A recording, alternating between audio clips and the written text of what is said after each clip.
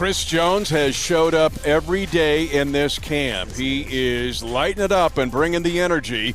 In fact, today was full of energy here in St. Joseph. Don't forget Travis Kelce and 5,000 fans plus here at Missouri Western State University. Welcome to our live stream, everyone. Mitch Holthus with you, the voice of the Chiefs, along with the man over 10 years in this league.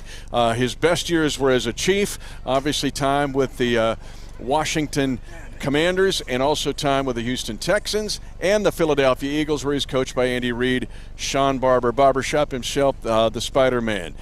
Okay, Matt McMullen, we got him on a special assignment. You know how Matt's dad is. He is already digging in and getting ready for his sideline work in the game against Chicago, which will be a week from yesterday with a noon start at Soldier Field in preseason game number 1. But let's talk about practice number 10 here in St. Joe. And overall was just the energy that you feel from the fans and from the team. No doubt. We are here at Friends and Family Day, and it's an awesome experience. The environment here is electric. The players are feeling that 5,000 plus fans that are here, and you need that. As a football player, when you get to that double-digit days, right, you get from them single digits right at practice 10 is when the legs get a little heavy. You start to kind of lose your focus a little bit, thinking about what I would be doing if I was back in Kansas City, and it's time to refocus. We saw some mental errors on the field, some things that as the fatigue sets in, it starts to get us kind of losing our focus. But, hey, the fan base, the electricity, the excitement to be here at training camp, it was like no other today, and we have a lot of highlights to go over. Andy talks about powering through the dog days. He mentioned to me at the beginning of camp, you find out who's going to be there in January, December, maybe February by what happens in this camp, and it seems like this is the time of camp. How do you've had Andy Reid camps, you've coached at this camp, you've got perspective here. How do you power through the dog days? Man, I have a T-shirt back to the days in Philly that says, I survived one of Andy Reid's camps. It was a T-shirt they gave out, and you had to earn that T-shirt. Not everybody made it through camp. There were some guys that turned in their equipment early. We had double days, triple days. I mean, we went through about 7 practices one time in a 3-day period. Now, of course, with the CBA, they aren't allowed to do that. But the effort, the attitude, the amount of blood, sweat, and tears you're putting on the field is exactly the same. When we talk about special cat periods, we talk about live periods, the things the guys are expected to do to simulate Sunday football is like no other. Andy Reid is a mastermind at simulating game day experiences and getting guys ready to go out and play on game day. And that benefits both sides of the ball. We're going to talk today on this live stream about the defense, and I want to ask you about what I'm seeing from this defense. Okay. Faster, more explosive. Chris Jones, we saw him walking down the hill earlier. Chris Jones has dominated in this camp. Keep in mind, among defensive tackles, inside defensive linemen, since Chris entered the league, only Aaron Donald has better marks across the board of inside techniques now than Chris Jones. He's been playing like that in this camp. It's been encouraging to see it. Man, Chris Jones, yes, he's a mountain of a man. We know his physical physique, how he looks on the field, but he's also been seen as a man on a mission right now. He's looking like he might have heard a couple of the whispers about him not playing up to his potential, about some of his skill sets and the stats not equal in each other, and then about, as the close of the season, not being able to kind of finish some of the plays and get the sacks that we needed to continue to have the team matriculate into the playoffs and move to that next step. And I think he's heard all those whispers, and he's made his mind up as a man to mature as a football player and come here ready, prepared to dominate each and every snap he's on the field. There's no more of that playing the air guitar and just having a good time. And some of the fans look at, like, what's different about Chris? I think he's come today and every day to this training camp a man on a mission. And he's had a lot of reps, and he's just getting after it. Now, the other thing that's encouraging is to see the depth on the outside. Frank Clark has also come to work in this camp. We saw Carlos Dunlap today get his feet wet even further. He's like he's walking into the baby pool, one more step, one more step. George Karlaftis had a huge play today. He just took the ball away that would have been a scoop and score for a touchdown or just a rip and score. And then Mike Dannett. Do not sleep on Mike Dannett, but a 4-man rotation on the outside and what that could mean. Man, let's keep guys fresh. Let's keep them rotated. Let's keep them hunting very hungrily. And what you notice is that in a normal game, you got 50 to 60 snaps. If you had to go outside and run wind sprints, and I told you had 50 or 60 wind sprints to run, there's no way you're going to tell me you're going to run the first 10 like you were going to run the last 10. But if I told you that we're going to rotate you run 10, I run 10, Matt runs 10, Rob Alberino runs 10, and then we keep going around. We get to rotate. You're going to get some best effort snaps from our games all 4 quarters. And then if we need to go to overtime, everybody's going to have a little bit of reserve left in the tank to really punch it in and get those playmaking plays, those difference-maker plays done in those crucial points of the game. 4th down, 4th quarter.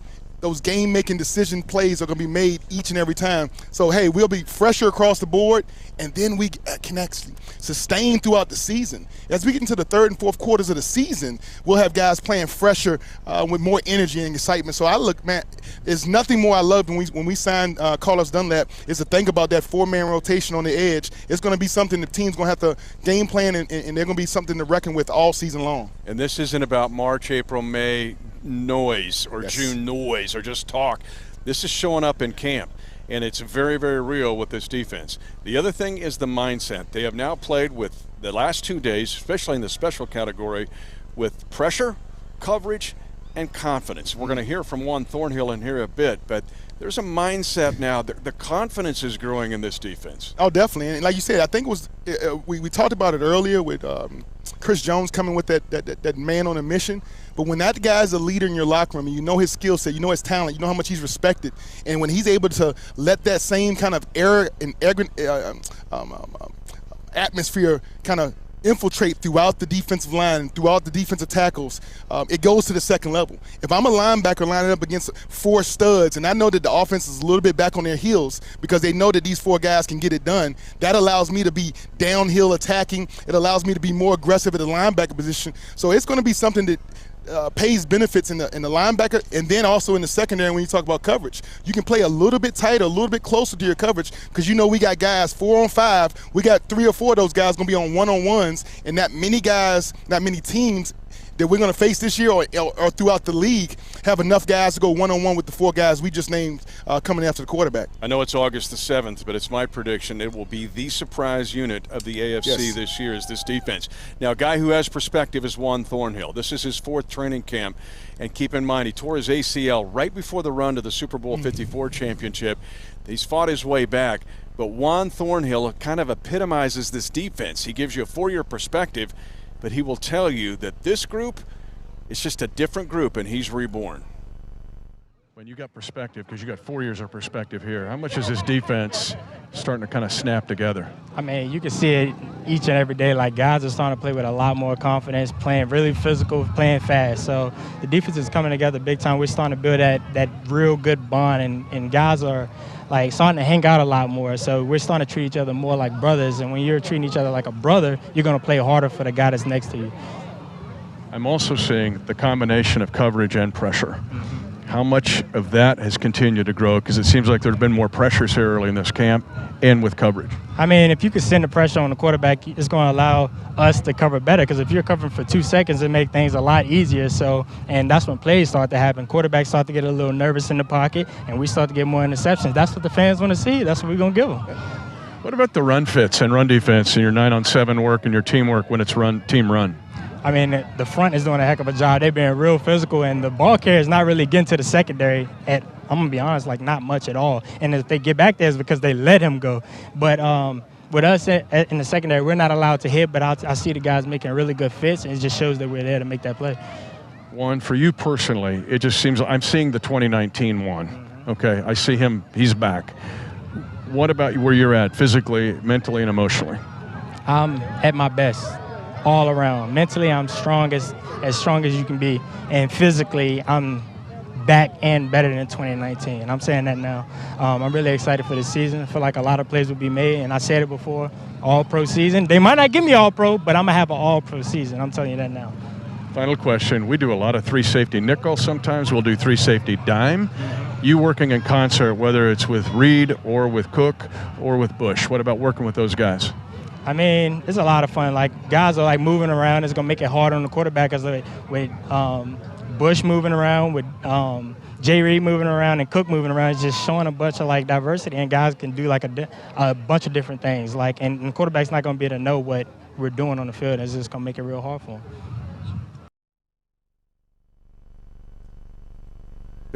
Big day here at camp. Again, over 5,000 fans. And here in St. Joe, these are the dog days, but sometimes you got to be a bulldog, man, to get through the dog days, because it's a bear. All right, it's bulldogs, That's bears, right. dogs, That's right. and I'll talk about dogs and cats living together here in a little bit. Let's don't leave the offense out of this discussion, and I want to mention some things. First is Noah Gray. For 2 days in a row now, Noah Gray, we've been watching him closely. Can he ascend to help the tight end room, especially Travis Kelce? Well, I think Noah Gray brings a special skill set of being elusive, creating a vertical presence, but also has very soft hands like a wide receiver. And so when you add that with his range of catchability, it makes a quarterback always look towards him out the side of your eyes, that you know you can always dump the ball off to Noah Gray when things aren't down the field. And like we said, I think our cornerbacks and our wide receivers, man, they've been fighting. It's been a battle all season long, all training camp long, and it's not really open windows sometime down the field. And to have a release valve like a Noah Gray to be able to complement our guy Zeus, I mean, that's a phenomenal set of weapons for any quarterback to use. And I tell you, it's necessary, not just a luxury. Now, at the wide receiver spot, 2 days in a row, McCole Hardman has made some acrobatic catches. Yes. And then JUJU Smith-Schuster, I put it on Twitter even last week. He came here, JUJU Smith-Schuster came here to work, and he came here to win. That has been very apparent here in St. Joe over 10 practices. Yeah, what we see from JUJU is that ultimate veteran presence. I mean, he's always open. He's always putting himself in a position. Even when the ball isn't thrown to him, he's finishing the play. He's putting out there on film how he expects this wide receiver group to act and react on every play. When the ball doesn't come your way, you got to go find a defender to set that next block to open up that breakout run to the end zone. And that's what you need from a wide receiver crew. Everybody has to expect the ball. You run every route like the ball is coming, like you're the primary. And then when you're not the primary and the ball is thrown, you have to react. This is the same way the defense goes and hunts and pursuits to the ball. We expect our receivers and tight ends to do the same thing down the field. And that's how you have game-breaking opportunities on any pass play, no matter how long or short the pass is thrown. And if you're a wide receiver on this team, it's not, hey, I'm an X, I'm a Z, I'm a slot. No, you're everything. Andy Reid requires all of his receivers to learn every position. That also is with the offensive line. What we saw here today was, and we've seen it the last 2 days, the Chiefs been pushing here in pads, has been Andy Heck doing Andy Heck type things. He uses training camp. This is a laboratory, meaning we've seen guys line up at guard one day and center the next, tackle one day, guard the next, and he continues to do this copy and pasting. But it's not just, hey, let's just have some fun here. It is all about preparing this team to have depth and balance. And not to bring up bad memories, but against the Cincinnati Bengals, what we needed from Thuney at the drop of a dime was him to move from guard to tackle, and he played it and didn't give up didn't even let somebody breathe on Pat Mahomes that entire game, and he went against really dominant pass rushers that game. So to have the ability to do that going into a game when you're not prepared for it is uncalled for. It's not even thinkable. Don't even try to do that to most athletes. But I got to believe during training camp, during the practice season, during our regular practices during the season, we're doing that nonstop. We're making guys learn multiple positions, learning the calls, the steps, the movements you have to make, right guard, right tackle, left tackle. Everybody has to be a little bit interchangeable, because the more you can do, the better.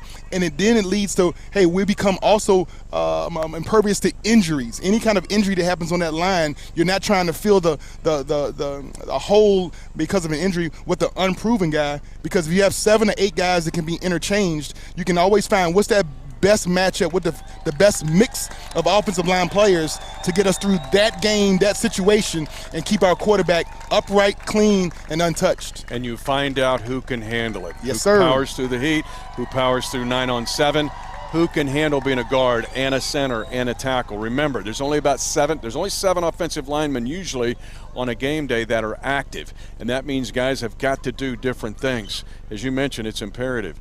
Okay, as we close out this live stream, let's talk about this rookie class, because another thing that's very apparent is like, well, let's wait for a couple years for the rookies. Not this group. This is a group that they're counting on right away on both sides of the ball here.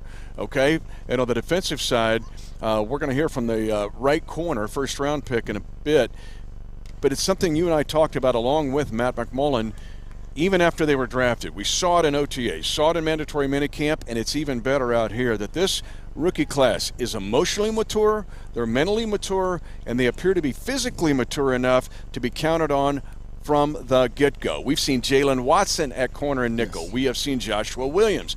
We know about Isaiah Pacheco now. but these guys, this rookie class, I don't want to get ahead of myself, but this group will be contributors at the least.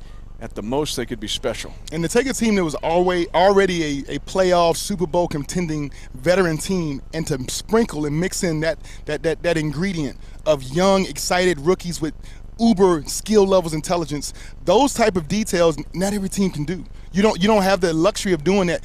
We're actually being able to have guys come up and prove during training camp they deserve snaps on the field, not just a learning curve. Let's wait until year 3, hopefully get on the field. No, we're creating opportunities for those guys to go and play and execute and perform at a very high level. Don't be surprised if you see a multitude of Chiefs rookies in the running for offense and defensive rookie of the year categories.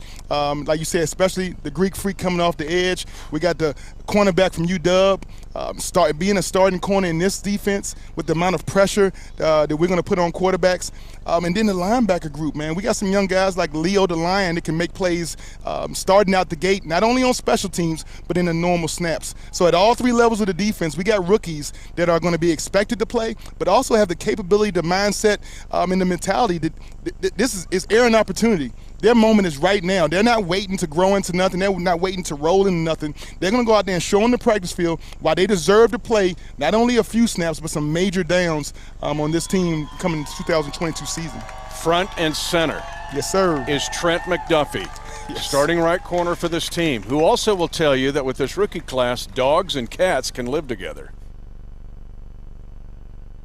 Trent, how much does this defense as a squad just continue to grow in getting this down, but also in confidence? Yeah, I mean, coming out here every day and having these long practices where you're tired, where the pressure's on you, where you have to think when you're in uncomfortable situations, and having these group of guys come together and really get each other's back and bring our own energy when you feel like you don't have any energy, I feel like adds to the confidence of the defense, because during those times you can build the most trust in each other, because you already know that when you're tired and you're together, when you're not tired, it's even easier. You can play even faster.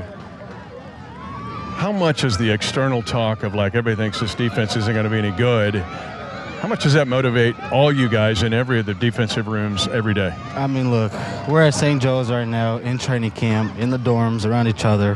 So there's not a lot of time to listen to the outside noise. I feel like right now we're in grind mode. We're here to create this attitude defense that Coach Spags keeps talking about and continue to stick to the playbook and come together as a team. I mean, if you listen to the outside noise, you're going to get lost in everything that's happening right here, right now. So, I mean, we block out all the noise and just stick to what we know so that when we go out there on Sundays, we'll be able to do our job.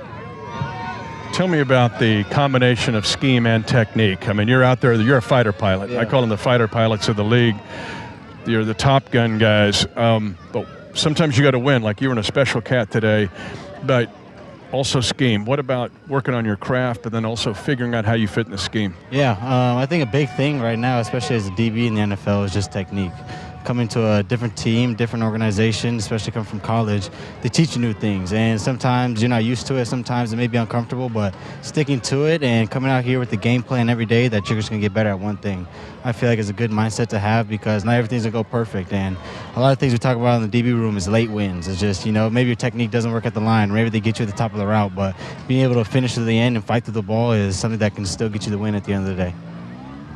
Last question, it deals with these rookie DBs, your guys in your room, your class, because I've been seeing Joshua Williams, I've been seeing Jalen Watson, but I saw it this spring, I saw it this summer. What about you guys as a group of DBs as rookies, and how much growth there's been and will be? Yeah, I think one thing that's really cool about the rookie DBs at least is we all gel together really well. We've already built this huge bond and this trust on the field that when we're out there, it's us versus them.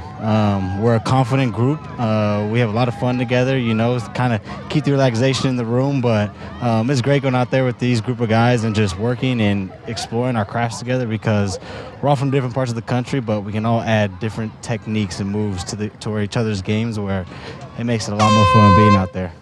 What's fun, too, is dogs and cats living together. You've got there with the Wazoo guy. I mean, Jalen Watson's a Washington State Cougar, and you're a UW Husky. How's that working? No, I mean, there's always that little chip on our shoulders, a little rivalry. They got us this past year, but It's fun being out there with just guys who want to be here.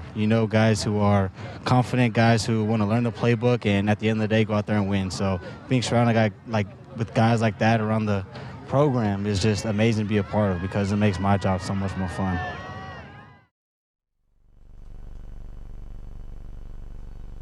Love Trent McDuffie, and he's in the same room with Jalen Watson. It's in a Washington State Cougar and a Washington Husky. They play for the Apple Cup. They're like throwing apples at each other, I'm sure, in the meeting.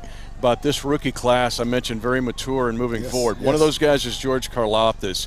We talked about him earlier in the defensive line rotation.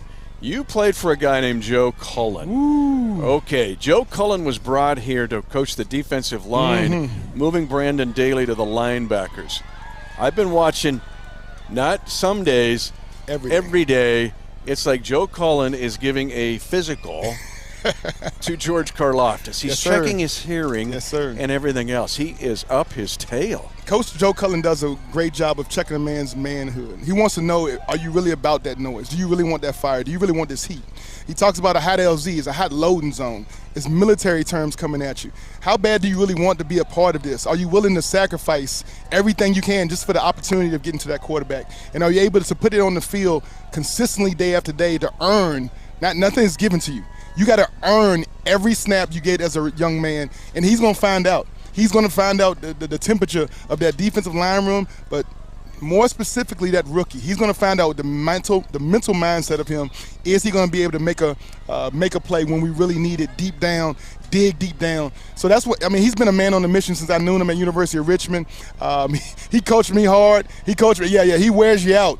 But you get Joe Cullen and you get the same man and the same mentality, whether you're in the lunchroom, whether you walk in the halls, you're in the meeting room, you're in warm-up, you're on the field, you're off the field. He's always testing you as a man to see how bad you really want it. And are you willing to just sacrifice all your energy, all your emotion? Can you focus and give everything you got each and every day? Because he knows that it's going to build a scar tissue. It's going to build something in you that no one else can build in you. No one else can build that, and Joe Cullen does a great job doing that for our entire defensive line, but I know he's getting a little bit of special interest in one George Karlaftis.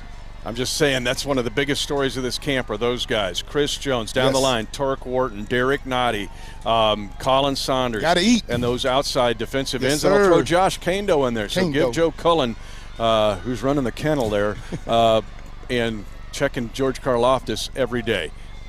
We will have another live stream on Tuesday from here in St. Joe, and then next week starts to kind of gear up for that first preseason game as the Chiefs, a week from yesterday, will be on the shores of Lake Michigan to take on the Chicago Bears. Things start to kind of switch a little bit after today. It's not like you game plan for Chicago, but you can see it in front of you. You see it, you know what, the light at the end of the tunnel, the difference between being good and great and from being great to elite.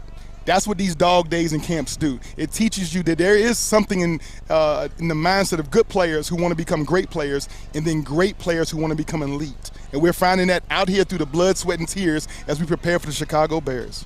He's Shawn Barber, over 10 years in the National Football League. He's also helped coach in this camp and brings awesome perspective. I'm Mitch Holthus, voice of the Chiefs. Hey, we'll see you out here at camp.